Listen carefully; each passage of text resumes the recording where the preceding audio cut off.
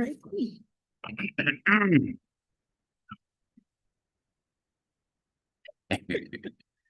Saying, Assalamu alaikum, peace. I am Coach Nazir. And I'm Coach Nyla. I'm one of his wives. Assalamu alaikum. Peace. All right. Here's the thing. Today is an introductory workshop to polygamy. All right. Now, I know the word polygamy. Let me just give you a little bit of background. And don't mind my raspy voice. Just sneezing fits got me raw. Anyway, so polygamy simply means a man who is married to multiple spouses. I practice polygyny. I'm married to two wives. A polygyny means a husband who is married to multiple wives. But under that same umbrella of polygamy is polyandry. Many people don't know of it because it has not been very successful, but that is when a wife has multiple husbands. Okay? We're not on that. Most people aren't on that, and most people didn't even know that, myself included, until I was studying about the word polygamy and getting very specific. We're going to use those words interchangeably. Last week, my wife, Coach Fatimah, and I, we had an introductory workshop, and she spoke about why she stayed. After I decided to practice polygyny, because we were married in monogamy 15 years, then I married Coach Nyla, which began the polygyny journey. Now, I've been married in polygyny 15 years, right? So that's crazy, first of all. 30 years of Coach Fatimah, 15 years of with Coach Nyla. So one, that's a long time. But so she spoke about kind of why she stayed and so on and so forth, and really educated and shared her perspective. So this week, Coach Nyla is going to really discuss something else, really kind of the flip side of it, why women do get involved with polygyny.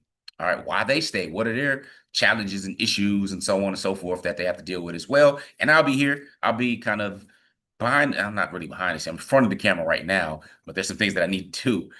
First with sharing and stuff like that, because one feed wasn't working properly. None of that you really care about. So we're going to get into the discussion. So again, I'm Coach Nazir, one of the founders of Outstanding Personal Relationships. And I am Coach Nyla. I am one of his wives, also one of the co-founders. And we are also the authors of the book. Let's Talk polygamy uncensored. If you don't have your copy, or if it's fuzzy on the screen, which it is because it's looking at our eyeballs, so you got to look away from the camera. Let it go ahead and focus. It's not going to do it anyway. Whatever. Let's talk polygamy. Let's talk polygamy.com for the book. There it is. Okay. Yeah, but it's not focused. It's looking at us. Yeah, it's delayed. All right. So if you are on YouTube, by the way, that's where we prefer you be, because we're streaming over there. You can ask questions. We can see your comments and everything in the chat. So should you have any questions or concerns or whatnot, want to debate, have some dialogue, feel free to do so on YouTube, where our channel is Outstanding Personal Relationships. All right. I'm going to share some of this information here. You can kind of, talk about, what's your part of your journey? Like, why would somebody, because of course, I mean, we can start with the myths and the stereotypes. Oh my God, you don't have any worth. There's so many good men out there. Get your own man, and you just have low self-esteem and all that kind of stuff gets thrown out there. So possible address it. Yeah. Get to it. Yes, I'm going to get to it. I also have some notes because sometimes I tend to, get distracted and get off track. So I want to make sure that, I'm not off track for the most part. But that was actually one of the things that I had on here too. It's not like polygyny is in this day and age, in this time, that it's the choice of a new generation. No, it's a choice of women that say, oh yeah, I just want to jump into polygyny. Yeah, I want to share my husband, or I want to share a man, different things like that. A lot of times people are like, the whole, oh, you don't know your worth. Oh, sister, make sure you know your worth. Or why would you share a man? Or you have low self-esteem, or you pick me's, and so many things has been thrown out there, not realizing that polygyny has been around long before now, long before Islam, it was already around. So, that type of stuff where people were thriving, families were thriving in polygyny. It was the point of making monogamy the be all end all thing that has caused a number of issues in the society today. Regardless of whatever the issues of the society, issues, like the single parent households, and I'll say single mother households for the most part, because usually kids thrive a lot better, and there's actually studies that show that kids thrive a lot better in if it's going to be a single parent household, they'll thrive better in a single father household than a single mother household. And then you have the, gay elemental P's and all the different things like that, where it's like, okay, make sure they get their rights and everything like that, but then basic human rights are, being ignored or thrown out the window. There's all these different crazy things. And you have the trans agenda and a number of different things that, they're trying to push on children now. So it's a whole different story, where now you have that type of just mess where it is a war. I want to say a war on the nuclear family, where you have the mother, the father, you have the male role model that is making sure that he's protecting the family, that the woman, that the mother is nurturing, that the wife is nurturing those gender roles that were so important and why things were thriving back in the day and not so thriving now, where you have the OnlyFans and all these different things like that, where women think that doing that is freedom and liberation, but then later on they're crying about how they wish they didn't do what they did and they would like to just have a nice, simple, married life where they have their husband that they can, their husband that desires them and they can enjoy their lives. So, and it's actually different because now you just caught so many bodies and men are not looking for that. So, yeah. So that's where the issues lie. But where does polygyny come into play, right? Why polygyny? A lot of times it's because women understand that men are polygynous by nature. Another thing is that, what's the saying they were saying a lot, like, oh, good men are either, like, good men are taken, like the good men are taken or gay. Or gay. That's it. I was trying to think, what's the other one? But yeah. And all the good men are married. They married or gay, exactly. So and now don't count. And they definitely don't count. Not a man, not a man, or I guess a male, but I don't know a man, whatever.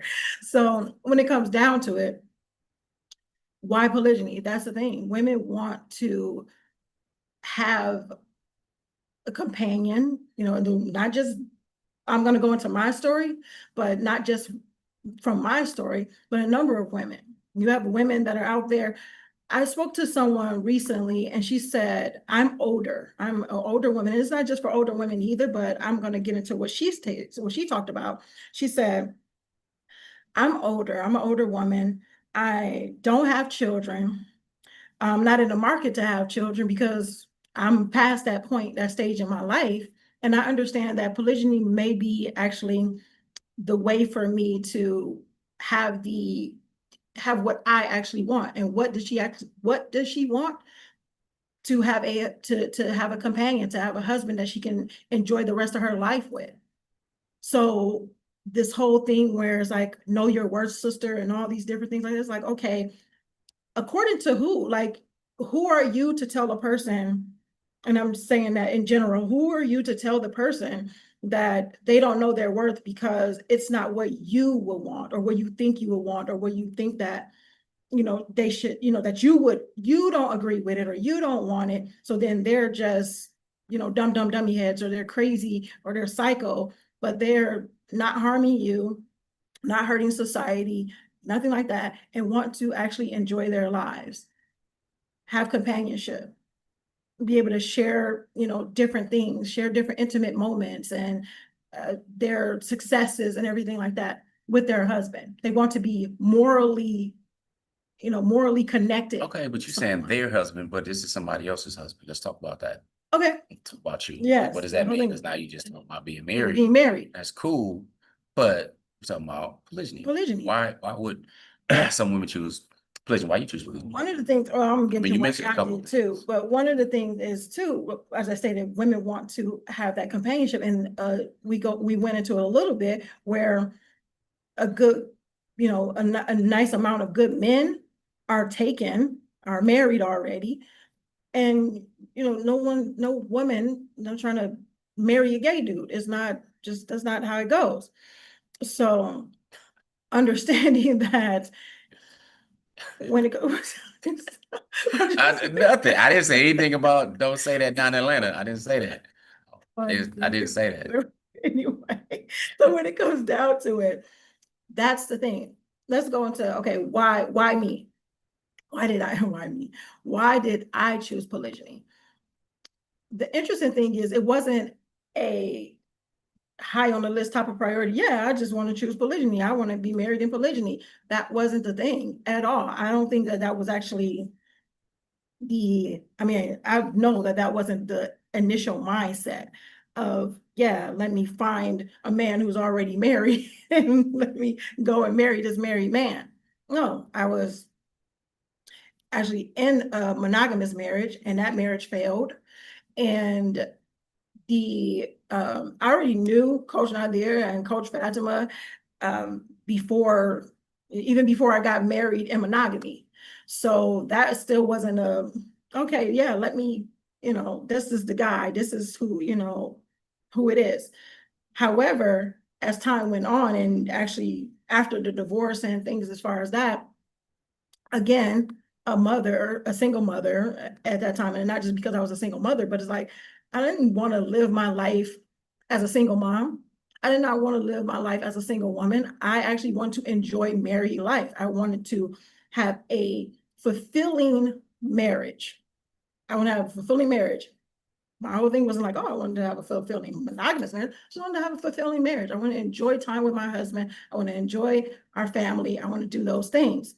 Coach Nadir is the man that actually checked the boxes that I was actually looking for in a husband, and not just in a husband during that time after the divorce, but just during the time period. I just really didn't hone in on what it was I was really looking for until after a failed marriage. And like, you know what? That was not going to work anyway.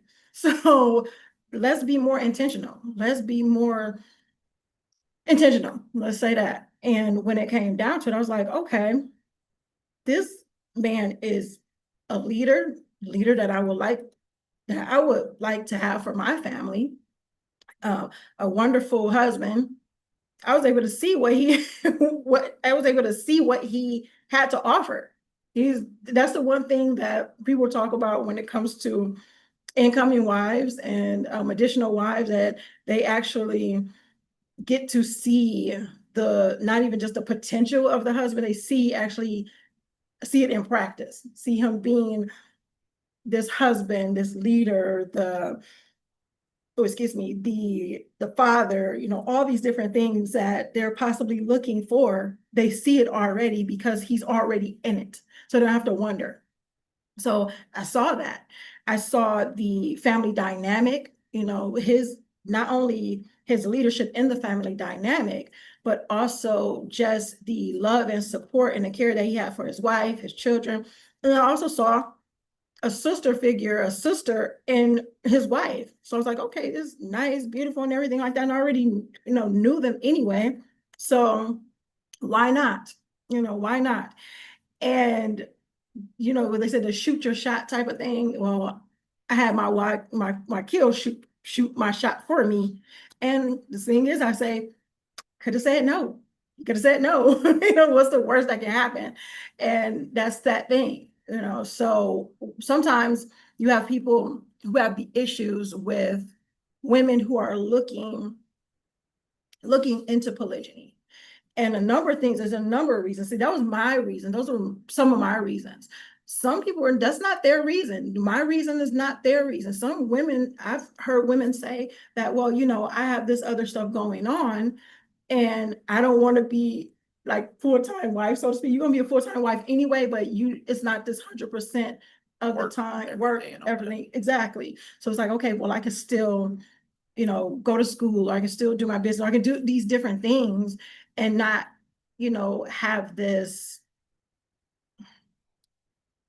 what is the word I'm looking for?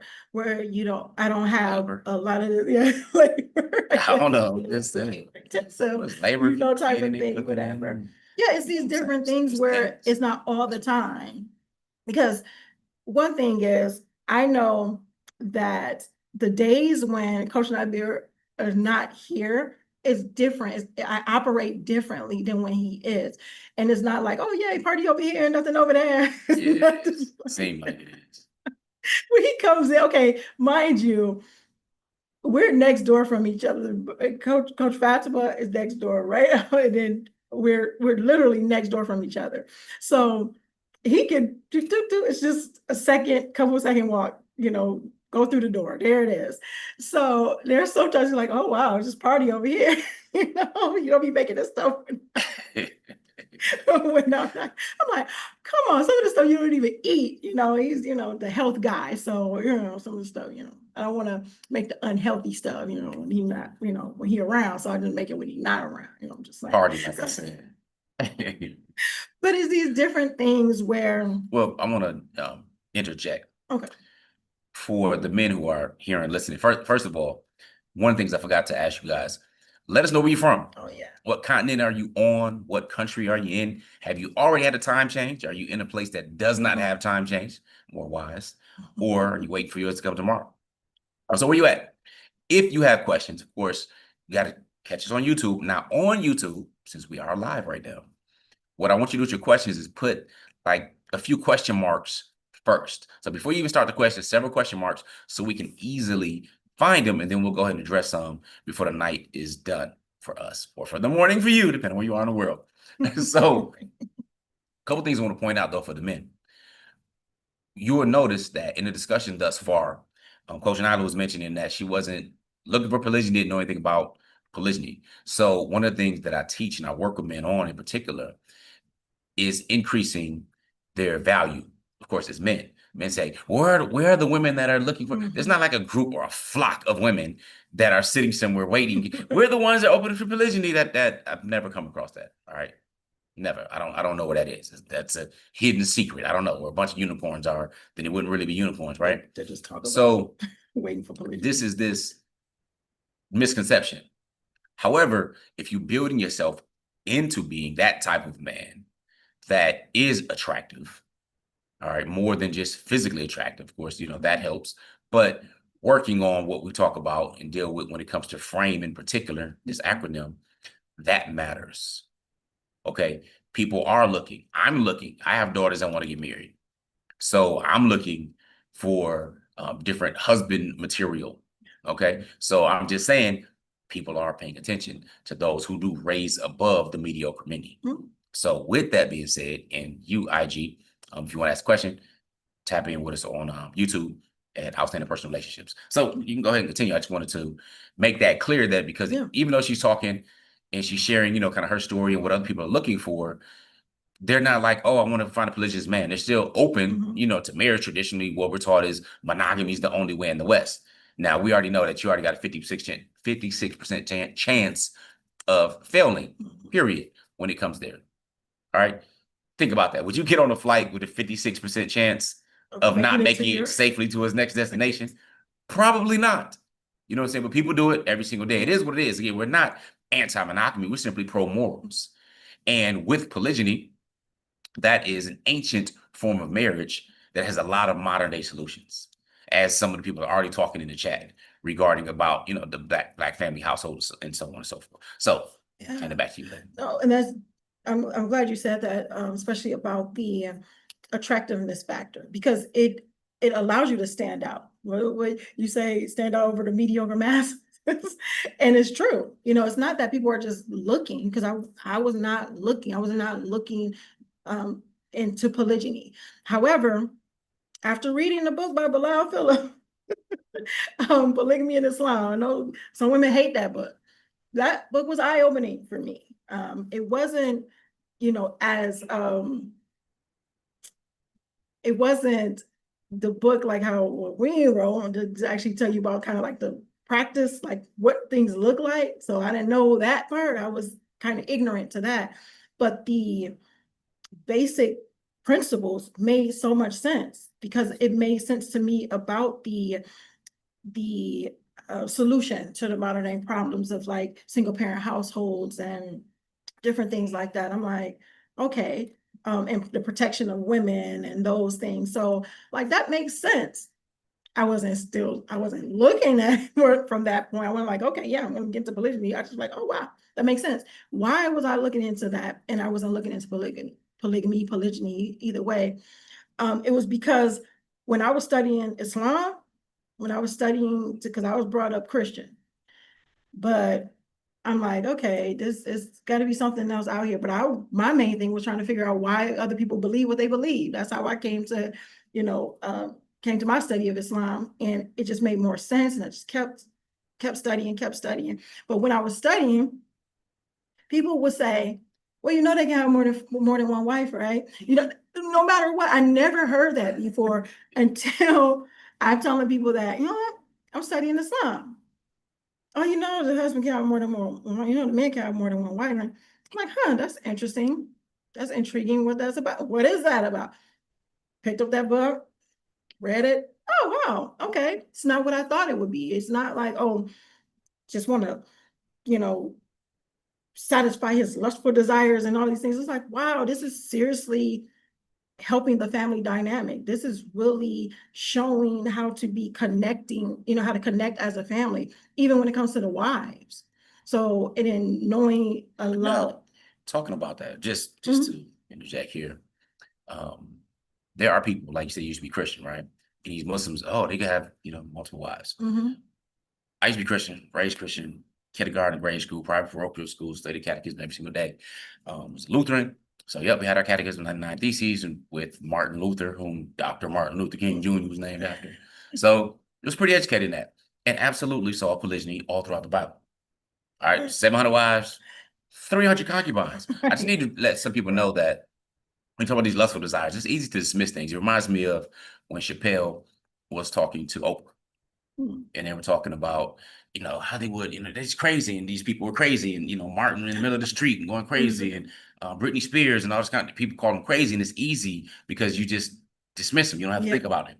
And he was like, maybe, just maybe, Hollywood is crazy. Maybe that is the monster that's, really making these people feel a certain way. So when they say things like, oh, you just follow your lustful desires.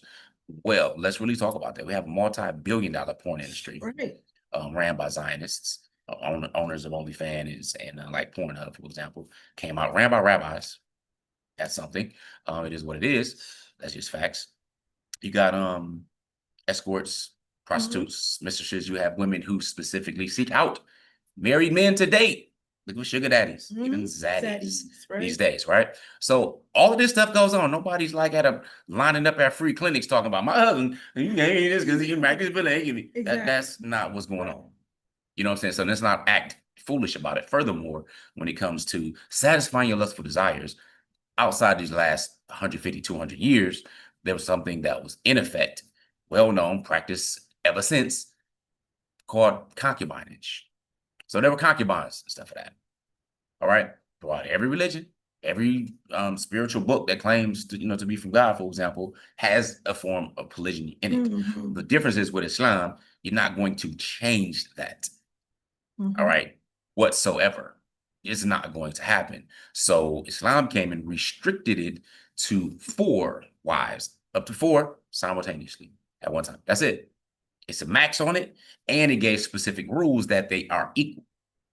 All right, there's no totem pole, type structure. There's no bowing to somebody for anything. None of that stuff. But you have to be fair and just. If not, then of course you don't really qualify to practice it. So it put very clear rules in relation to it, while no other texts, have done that. So that's important to understand, and even knowing what the original church fathers and all that kind of stuff that Bilal Phillips goes into in his books was very educational. But when you don't have representation, you don't see it. What you do see is the degeneracy. What you do see is he got this over there. Papa was a Rolling Stone, or there's these secret hidden families and all that type of stuff. Don't embarrass me type of thing. Right. Or the women is like, they know about it. You have people say, well, my grandma and my grandma or my great grandparents, and they were 50 years and they never da. But then you find out later that grandma knew that grandpa was stepping out and doing this and had this family over here and everything like that. But she was like, don't bring that over here. So, and you got questions about your ancestry results and who these other people are. This DNA code is telling on them. Just saying. And one of the things as I started to, look more into, not even like look more into polygyny, I actually started even looking more into polygyny after being in polygyny, because you still, when it comes down to it, you still want to make sure that you are learning, that you are growing, that you don't know everything. We don't know everything. So I realized that after being married in polygyny, I actually came across more information. Then of course we the trial and error of it all. And what about those who, have you ever felt, just speaking from this perspective, because you have incoming wives who come in there like, well, there's pain that's been caused to the initial wife and stuff. Should I just bow out and all that kind of, what I'm saying, address or speak on some of these things, because I'm sure some of these questions are coming up. By the way, we see you out, we're rocking with you in Barbados. Just saying you from the USA. Seriously, Aisha. Sis, we see you though. All they put up to love the kids. So definitely appreciate your support. But like, where you from? What state you from? You know what I'm saying? I don't even know the block, but just saying. That's so true. Yeah. You don't want to hurt the initial wife. The interesting thing is that that was a feeling that I had. And the feeling that I had was after being married. Why was it after, Coach Nyla? Why did you not understand that your being married to someone else's husband would not hurt them? Because I'm Muslim. Because in my mind, and what I saw, that's the thing when I talk about ignorance, being ignorant and naive and these different things like that, and not understanding the practice of it, or being in it and what that may look like emotionally and all those different things. That book didn't tell me that. That book didn't prepare me for that. The book was like, this is what you can do. This makes sense. This is these type of things, as long as just and da da da da da. I was like, okay, that all righty. However, that's not how it always happens. So when I found out that my co-wife wasn't too pleased with my being in the family and being married to a husband that she's been married to for 15 years and known for probably over 20, about 20 then or so, grew up together type of thing. And it's like, okay, this doesn't feel good. This is not the idea that I had in my marriage, my family, of being in polygyny. This was not it. I thought it was going to be like this, and it's not. And I don't know what to do. And being the naive person, as far as coming in that way, my whole thing was that she was here first. I'm the new person, so I don't have much like stance or say or anything like that. And there was number of times when I was like, you know what, maybe I should just walk away. Maybe I should just ask for a divorce. So, oh my gosh, it ain't even like easy to even talk about that. But I was like, well, maybe I should ask for a divorce, because I'm not trying to step on anybody's toes. I'm not trying to break up a happy home. I'm not trying to upset a family dynamic or anything like that, because in my mind, it was, I have a sister, that we can do these things together. And she has these beautiful children, they have these beautiful children. Oh, this is going to be good. The expansion of the family and different things like that. I grew up in a big family. I'm the oldest of 9. So, and my cousins are like brothers to me and sisters to me. Like we're tight knit like that. So I didn't see the issues until being in it, and I'm like, everybody doesn't operate that way. They don't look at it that way. And then you can look at things and it's like, oh, okay, I can see that. When you start understanding, like, okay, I can see where it could feel like someone is taking something from you. But my mentor was like, this expansion and this growth, and we're going to be together, and we're going to braid each other hair and roast marshmallows and watch movies. No, I'm just saying, it was just the idea of it all. It wasn't totally like that, but still it was these things where it's like, okay. And then I'm like, oh, my daughter's going to have these other sisters and we connect with, and, you know, all these different things. And when it didn't happen that way, it was devastating. And I was nervous to even talk to my husband about it, because it's like the fear of he's going to take her side because you are new. You don't have that connection yet. You know, you don't have that time or whatever it is. So it's like, okay, if she doesn't like me, if she doesn't want me around, she can just say the word and it's like, bye-bye, you know, type of thing. That's the fear, you know. And there are men who do that. Yeah. It's extremely weak, but there are those who do that. So yeah. Because when it comes down to it, you understand that, well, polygyny was new for all of us. It was new for Coach Nyla. It was new for Coach Fatimah. It was new for me. So we weren't in polygyny before, even though he was married already, even though I was in a failed marriage and monogamy. Polygyny was new to us. That whole dynamic is like we were literally, seriously going through and growing through the motions of being able to get to where we are now. And it took a minute. It took a while, because we had to find our groove. We had to be able to communicate. We had to learn how to communicate, learn different styles, learn different communication styles of each other, learn the personality types of each other, the behavioral types of each other. Because a lot of times when people communicate, they don't communicate to connect. They communicate to get their point across. It's like, okay, this is what it is. This is what I want. And this is what I want them to hear and listen to and things like that. And it takes growth. It takes learning. It takes learning from those who've done it. And we didn't have the examples, you know, that were doing it. Yeah, you know, we're from the Midwest. So those who do practice polygyny are quiet about it. We learn later after the fact. After. I've known somebody since he was a teenager, didn't know until he was almost 40 years old that his parents, you know, are in polygyny. You know, the East Coast is a lot more common. It's a lot more stuff more common over there. Good and not so good. But nevertheless, yeah, we didn't have that. And representation, of course, matters. So we had to figure it out. And the main thing was it was me. You know what I'm saying? It wasn't necessarily y'all. You know what I'm saying? I had to increase my leadership in several different areas inside the home and really paint the vision. I'll be talking about that a little bit more next week, inshallah. So that part was extremely important because, again, we have the basic part that's out there when it comes to knowing the rules and regulations that Islam puts in place, but understand how to live it practically and win at it. That's a whole different story. Yeah. I was gonna say something I totally forgot about it, but definitely learning, even when it came to the leadership and trusting the leadership. That was the thing, because it's new. When I say things are new, I had to learn so much.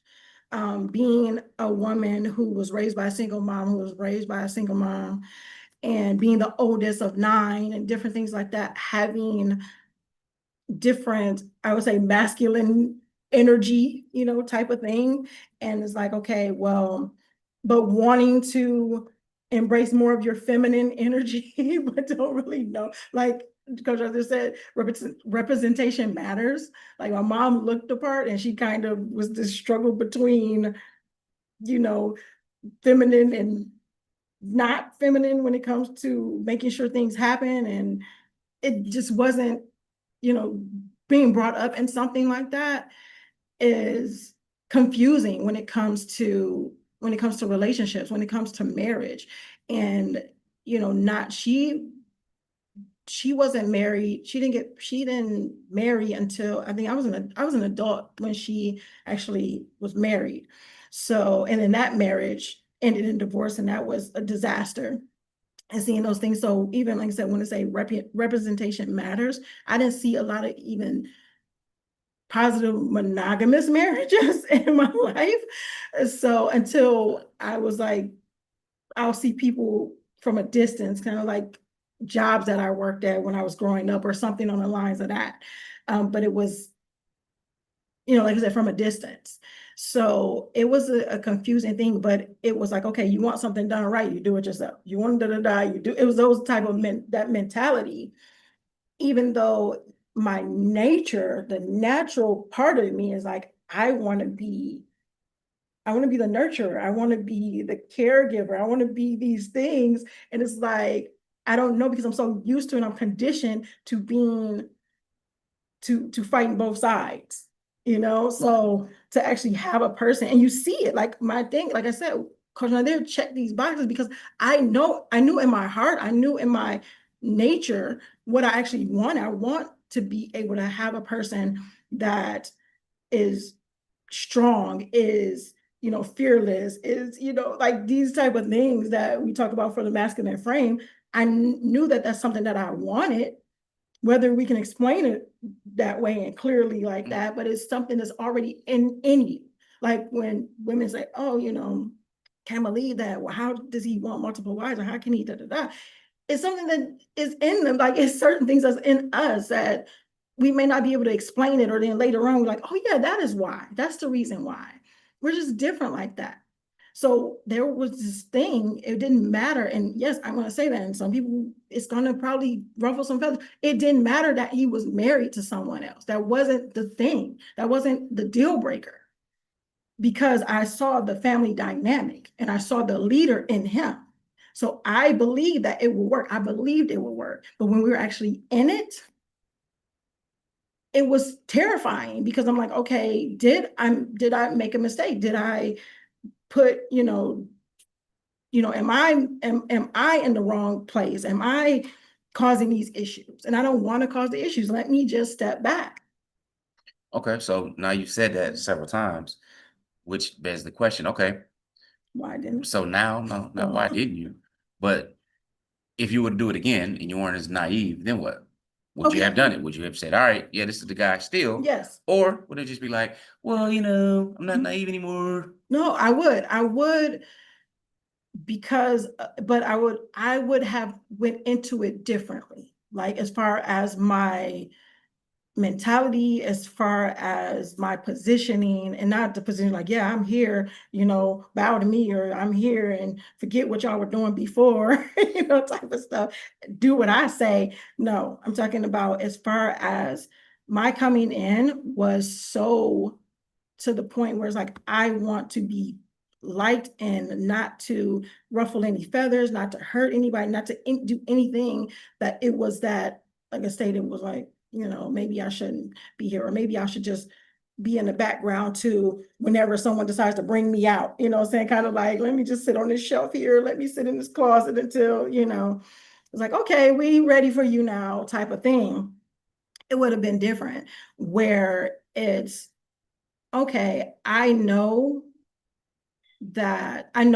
my intention. I know that, I had the belief of my husband's leadership, but being able to discuss that with you, I didn't do that at the beginning. I didn't discuss my fears, my, what the reason was of, wanting to, it's like, oh, we're getting a divorce, type of thing, instead of like, this is what I'm feeling. This is why I'm feeling this way. And, but not knowing how to communicate that, not being confident enough to be able to communicate that, because thinking that, and that in itself is not trusting the leadership, or thinking that it was some ulterior motive. Like, why would he not hear me out? Why would he not care about what I was feeling as well? I'm his wife as well. I'm his wife too. So why put myself in that? That's why I would have came into it differently, where I came in as, in my mind, as like, okay, yes, we're married, but I'm going to just kind of hang in the background till, till people are comfortable with me, or until, or let me, hey, would you like this? I can do this for you. I can do that, okay, whatever. Then I do tell wives to give each other space. I don't say come in and just, hey, I'm here, I want to have a relationship with you, and different things like that, which is what I actually wanted at the beginning for myself and my co-wife and my bonus children and everything like that. And it took a while. But it was the giving the space, and I would still do that. That would be something that it's like, okay, let it be known that this is you want to have a relation, this and that. But also, like, I'm not forcing you anything. I'm not forcing you to do anything. This is what it is. This is what I feel. This is what I want to do. But, it takes two, type of thing. And, but one of the other things that I feel that people felt at, and it was a thing because of the thought process of that, they make the comment of when incoming wives or additional wives come in and they want first wife status. They call it like first wife status. And it's like, oh, she's trying to have first wife status type of thing. And we talked about it before, there's no hierarchy of thing. And that becomes an issue too. Cause like, okay, well, I helped build this.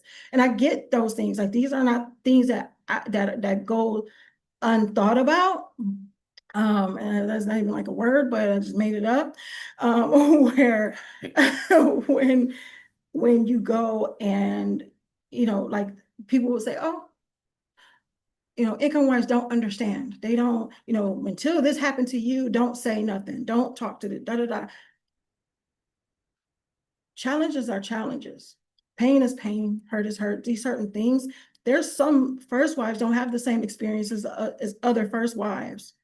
And so they would not feel the same way. And you have second wives or incoming wives or additional wives that have experiences like the first wives and can understand what they're coming from, where they're going through. They don't have to have had the exact same experience or the exact same situation. So I can understand pain. I can understand feeling abandoned. I can understand feeling betrayed, or whatever the other feelings that people put out there, that this is what it is, because those things have happened in my life. I've dealt with those things in my life. So understanding that is, you know what, I get that. I get that. I was watching a show, and two like coaches, two coaches, studio heads were locked in a room together, and their team ended up locking them in the room together.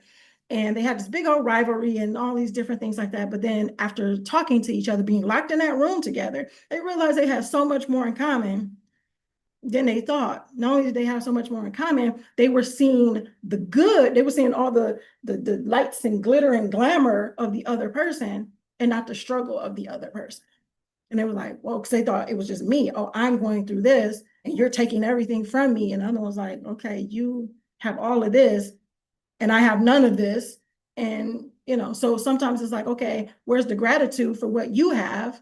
Because you're too busy comparing what we don't have or what we do have, or these different things like that. And I watched it, had nothing to do with polygyny. I was like, wow, this reminds me of polygyny, when wives come together, when there is these things where it's like, okay, well, you came in and took everything, or it's like, oh, you had everything. And, I don't ever have to, you didn't ever have to share until now. Those different things, it's like, it's amazing that we don't see what each other is going through and the different issues at the beginning. Like, later on, it started to, later on it happens if you are being intentional. Like, before, I see as from my co-wife, like, you were not, you never been a single mom. You've never been a single mom. You never gotten a divorce. It's like these different things. You have a husband that, takes care of you, that's there for you, these different things, and the children, and you get to be able to be mommy and, this type of thing. And then you have, other people that come in and it's like, okay, well, yeah, you just took it away. So I can understand where it's like, okay, I can understand where that seems as though that's what a person is doing. Because when you see what you see, and I'm not saying that that's what Coach Fatimah was seeing, I'm saying that that's what we've gotten in comments and different things like that. So when you see these things and you see the other person, you're like, well, you don't understand because you've never been through these things. Coach Fatimah would say herself, she's like, wow, when I got to know her, when I started to talk to her and these different things, I saw that it was way more to her life and her life story than being this, Coach Nyla's other wife type of thing, and coming into polygyny type of thing. So, and that was the thing where I would see like, okay, you have all this, but then there's another thing, it's like, okay, well,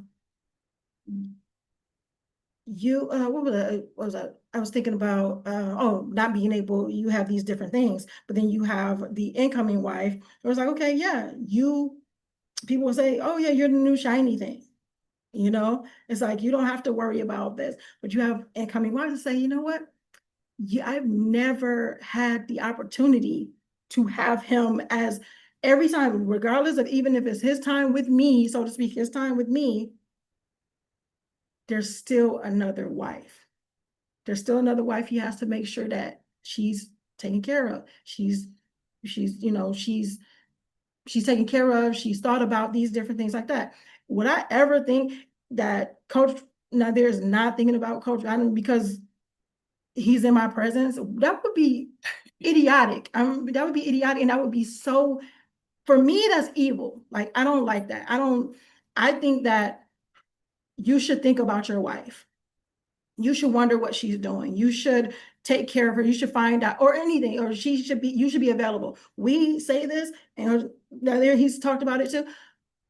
He's our husband 100% of the time, even if we're not 100% with him, in whatever, physically with him. He's our husband 100% of the time. I don't care if it's 1 o'clock in the morning, 2 o'clock in the morning, 3 o'clock rock. He's gonna be available, as long as, he's not asleep, but when he wake up, I don't know. I say he don't sleep, I don't know.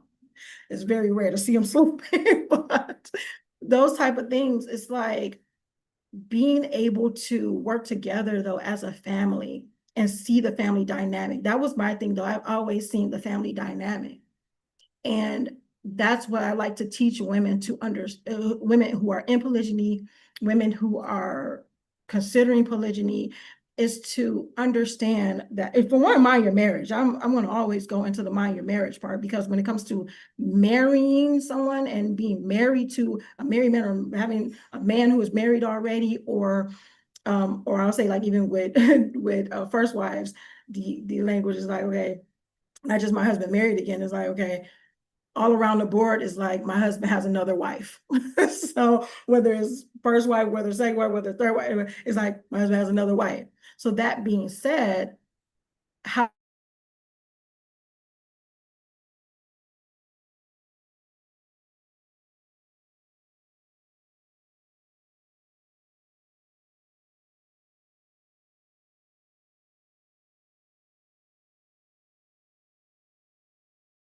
monogamously married to him.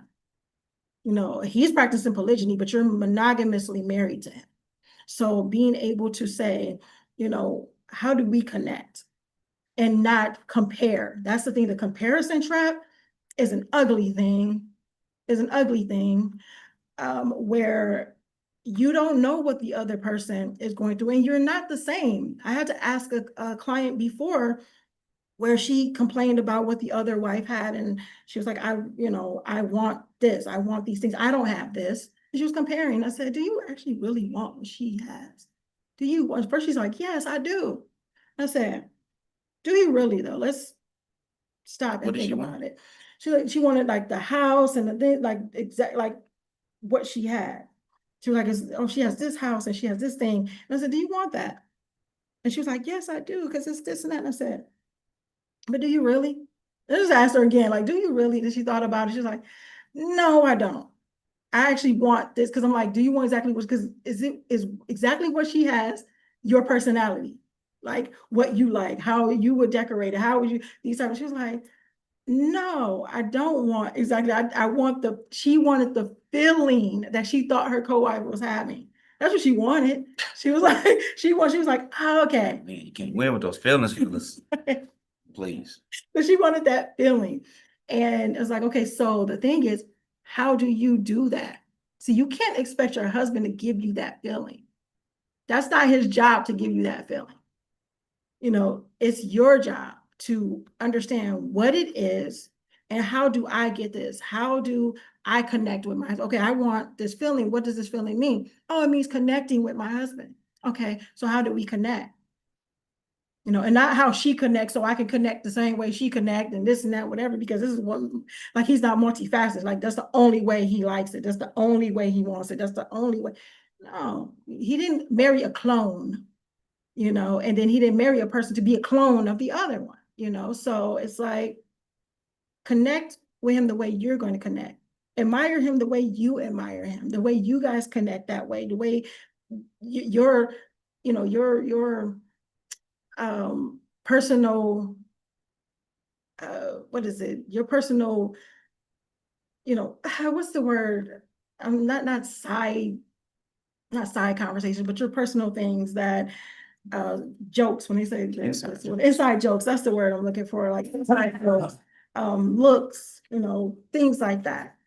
It's going to be the things that connect you. You know, the admiration that you have for him, let him know. You know, he's not a mind reader. You're not made of glass. Your parents weren't glass makers, so you don't have, you can see right through you and see what's going on in your head.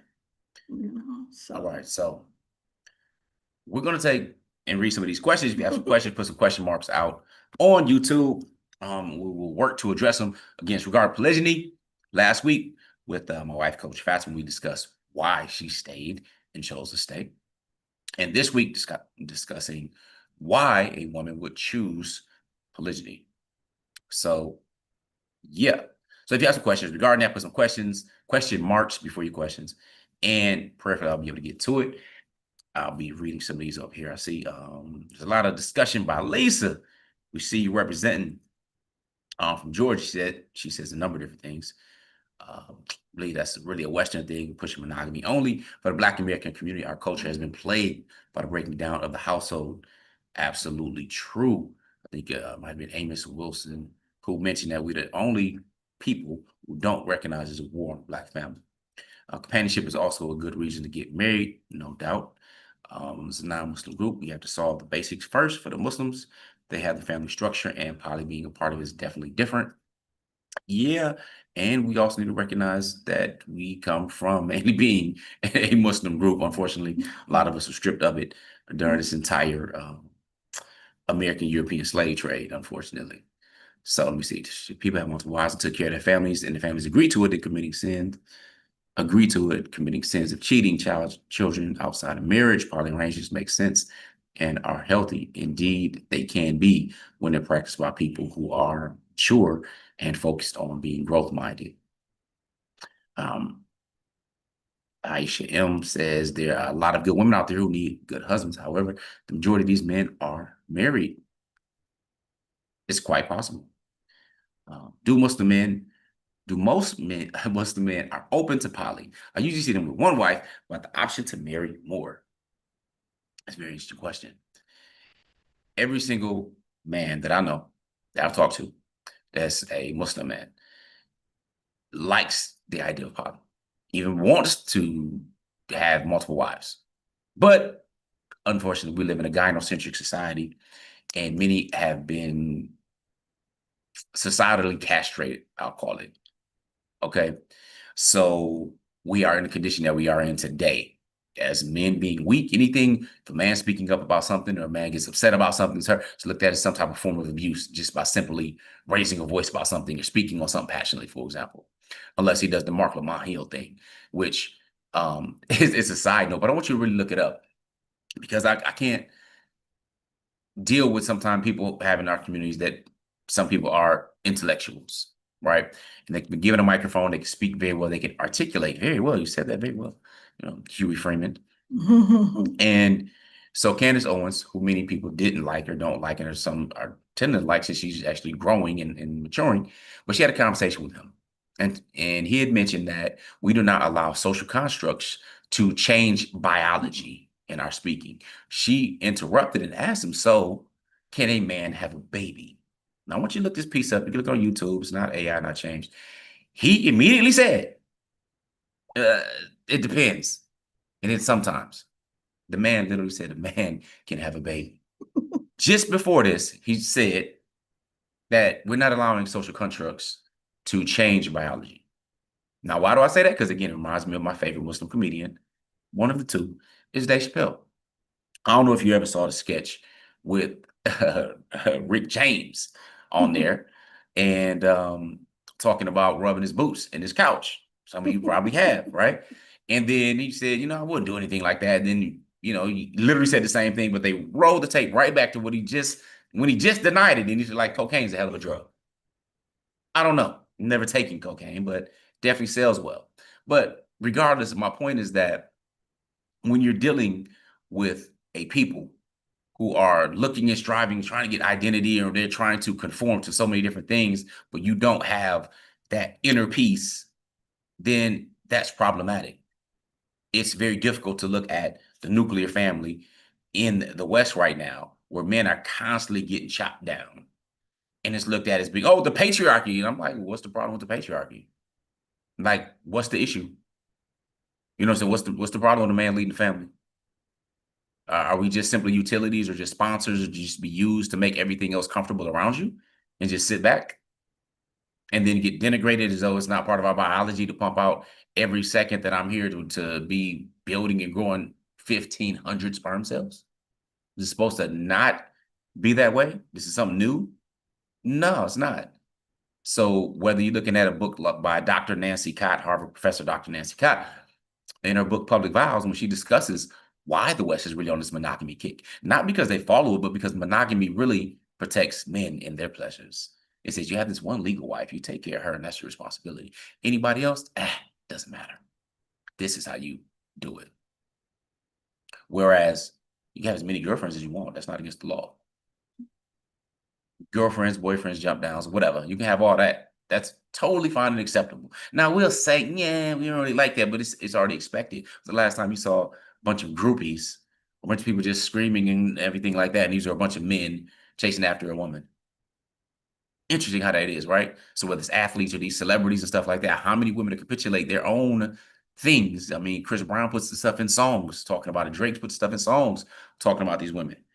You throw it all away, or Usher can go ahead and, break up families. But is it really him breaking up families? Is that just something that's acceptable in society? And we think it's okay. When I came up, it wasn't okay to go ahead and say, all right, well, we're gonna have this baby shower. I was like, cool, where's your husband? Right. And there's no husband, but you're still celebrating this. There used to be something called shame. But now there's a shaming of shame. Like, you fat, you're morbidly obese. The DEX scan shows it. This is harming your health. And you're saying it's fat shaming or body shaming or slut shaming. So the shaming of shame to begin with, when we lose that to our principles and our entire essence to begin with, then the world is upside down. So whether it's dealing with the alphabet gang who hijacked the rainbow, for example, and calling that something normal when love is love, unless it comes to polygyny, where a man could actually build a family, have a strong legacy, all the children know who the father is, and he's required to become more than twice the man. So all of these things not only make sense, but it's a threat to the structures that be, because that's the solidification of the family. Interestingly enough, the people who aren't reproducing enough are going to have to try to figure something out with getting that in there, because little do they know, they're not talking much about people like Elon Musk with his 10 kids, at least it's 10 right now, from what I believe, and then putting everybody on the same land and stuff like that. Yeah, well, another word for that to make him, responsible, if you will, is polygyny. But I digress. So let's get to the questions. We got about 5 minutes now that I went on a tangent. All right, a lot of good women out there. That Lisa, I had to ask the coaches that the 21st century, honestly, she sees zero problems with polygyny marriage. It's a mini village, in her opinion, and a way to grow wealth and finances easier. All right, good stuff. Listen to Barbados. We see you out there, Brian Taylor. I appreciate you. Love to the fam. Love how you guys are marriage minded. What to do when a husband isn't just. One is that, what do you mean? How is he not just? And if you're a Muslim, you go to each other's families.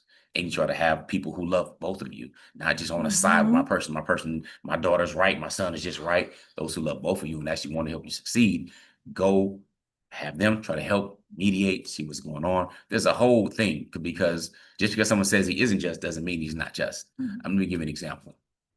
A sister I recently said, well, I have this household and I'm married and we have these children. He just married again. She has no children, but he's paying a certain amount of rent and stuff over there, but that's taken from this household and blah, blah, blah, blah. When the reality is, in Islam, he must simply be equal with his time and his money. She's not the household. So you're like, why should our lifestyle have to change and this and that? But she's including herself with the whole rent, with all the kids and everything else, the same way someone's like, well, we have kids. He has to spend more time with the kids. So therefore, he must spend more time with me. No, that's not how that works. That's not how it operates.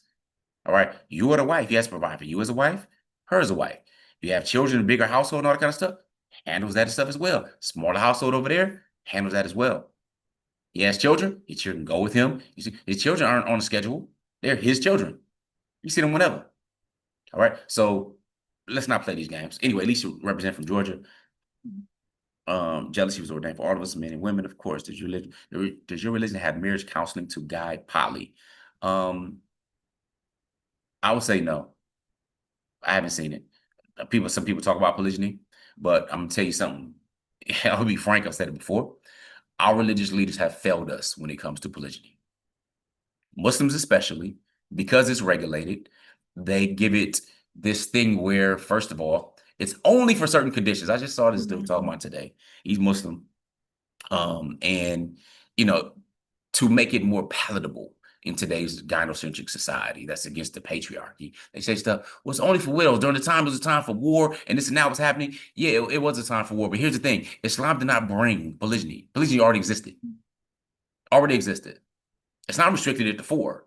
It didn't get rid of it. Just say, you can have 4 now because there's war. Stop it. It's not only for war. Yes, you can see the benefits of that, of course, for widows, right? No, there's no question. There's many benefits in it.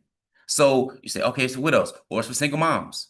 So many times, many of these rumors get put out by initial wives because they like to feel superior. Well, I was never a single mother. I'm not a widow. I'm not a divorcee. I am therefore better. All right. That's what they're inferring without saying it. Okay. Yes, they can all benefit, no doubt. Polygyny can benefit on multiple levels, but is that what it's there for? No, you don't need to justify it. Well, man will chase his lust. If he's lustful and he can provide for these women how he wants to provide, and he can take care of his business, all right. Was it okay for him to be like, oh, she is fine. He's single, she's single. He talks to her dad like, listen, I want to take care of her, make a bunch of babies in the family, and take his lustful desires out with this man's daughter. He might not have said it in that way, but he like, yo, now I'm in monogamy. I'm good, right? Now I have this pact. It's okay then, though. And then, of course, the desire just fades away from him as a man, as he becomes less of a man somehow. No, he still has responsibilities that must be fulfilled. Again, polygyny is something that requires a man to be responsible for his pleasures. That's why many men talk against it. They do the Derek Jackson thing. Polygamy is crazy. How can you do this to women? And da-da-da-da, and blah, blah, blah. And it was like, you married? With all the hoes you got? You know what I'm saying? Like, that's his life. And he crying on there talking about how one of the chicks he was cheating with is pregnant by some other dude. Like, that's the life. Anyway, yeah, what a world. What a Western world. Yeah, so. All right, let me see if there's any other questions I'm going on. There's usually have marriage counseling. You laugh. I believe pleasure is a good thing. Hey, from Greece, we see Mr. Alejandro. I want 4 women. Happy love. Well, listen, like Aisha M says, wanting and taking care of 4 wives are 2 different things. You can want as many as you want. You can want more than that. All right, you can absolutely want and desire. That's cool. But actually taking advantage of the responsibilities and requirements is not something easy if you want to do it well and be healthy. I'm not talking about struggling and all that kind of stuff. All right. But to be able to do it, are you 4 times the man? Because right now it looks like you're single. And you're single, you can wish all day. There's a difference between wishing and winning. So really manning up is the difference. All right. So that part is important. You can want it all day. If that's going to lead you to become ambitious, do what you need to do to grow in the drive, you have the resources together, working yourself emotionally and stuff like that. Make sure that you're a quality man. Man, absolutely. Put it as a goal. Let's go for it. And then once you get 2 and get tested with those different dynamics, then we'll see how you work with 3 and then 4, inshallah. Wanting to take care. All right. Daughters of the Most High. She says, not a lot of resource for the Israelite community either. Okay, back to that. Our community leaders are felonists, right? So whether that is in the Israeli or the Hebrew community, definitely not the Israeli community. Anyway, yeah. And whether it's in the Hebrew community, Muslim community, especially Christian community as well. They may try to say all day against polygyny, but I don't care if you're talking about your leaders. Like I mentioned, I was a Lutheran, raised up knowing 99 Theses of Martin Luther, and whether you know facts about Dr. Martin Luther King Jr., people love him and all that kind of stuff. He got statues and all that kind of, but he also had plenty of women, for real.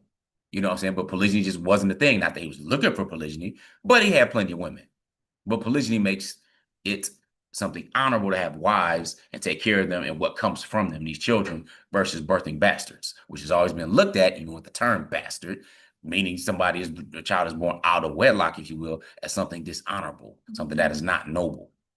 All right, but it's bringing back again that shame and that honor to live at a different level. So what I mean by they failed us is that when you only talk about monogamy, you talk about, oh, well, the law of the land doesn't say this or that, or, well, you know, we can't marry. Like what? Like what parts of the blessings of your Lord we deny? So if we know that Shaitan's biggest thing is to break up a family, biggest, most cherished deed is to break up a family, what about when you put walls up to prevent families from even coming together? Is that kind of on his plan there somewhere? So they'll tell us the rules and regulations of it, like, okay, well, the time and the money and so on. But when it comes to the practical application, how to really deal with it, how to set different structures and things in play, then all of a sudden they're just blind on it. Though many Muslim leaders have, you know, second, third marriages and wives and stuff like that in the shadows. And again, that's their business. They don't need to necessarily put things out there publicly. But at the same time, you're trying to diminish it and sit with people like, oh, well, that's just during wartime, or, you know, Islam really doesn't really encourage that, and you apologize for stuff. This ain't that deemed to apologize. Islam is revolutionary. The entire Shahada to begin with starts with getting rid of taboo. It starts with the la. So the la ilaha illallah. I mean, that's a whole different level, but I'm just saying that's why you can't change it. You're not going to change it no matter what. You'll be replaced first before you try to replace some ayat.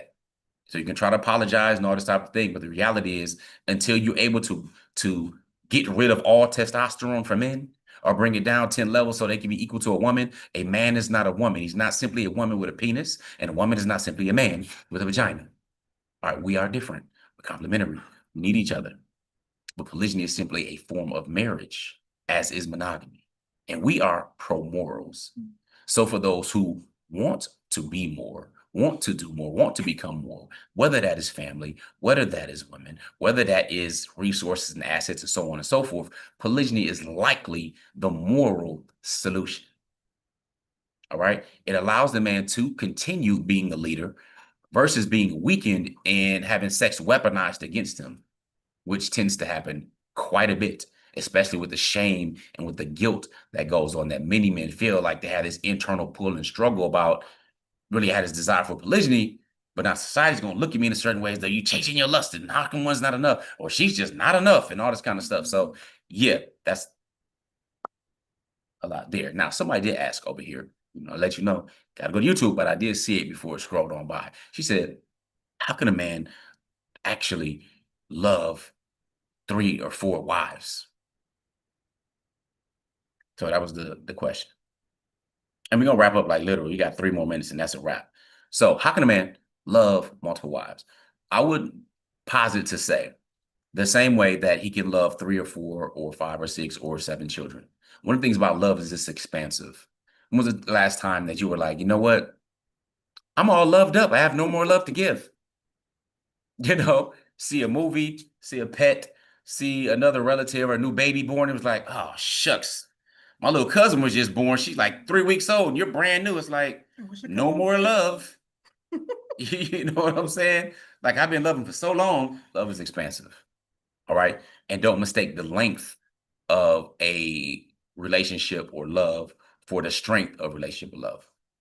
You could have known your mother, your father your entire life and have very little love for them. and met somebody or a baby or a child or somebody that you just connected with and love them much deeper. Love is a very interesting thing. That's why in Islam, it lets you know you can't be equal with love. It says you'll never be able to be equal with love no matter how much you try.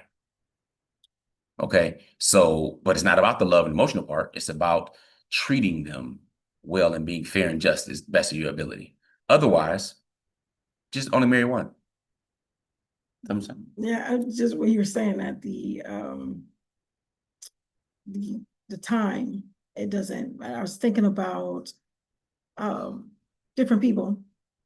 I'll say, siblings. I have a sibling, I have a particular sibling that I really don't really speak to for the most part. Grew up together, everything like that, and it's just, certain things. And I've known this sibling, I was just like for 40 years or something, maybe. And they're friends that I've known for 10. Love them more. Love them more.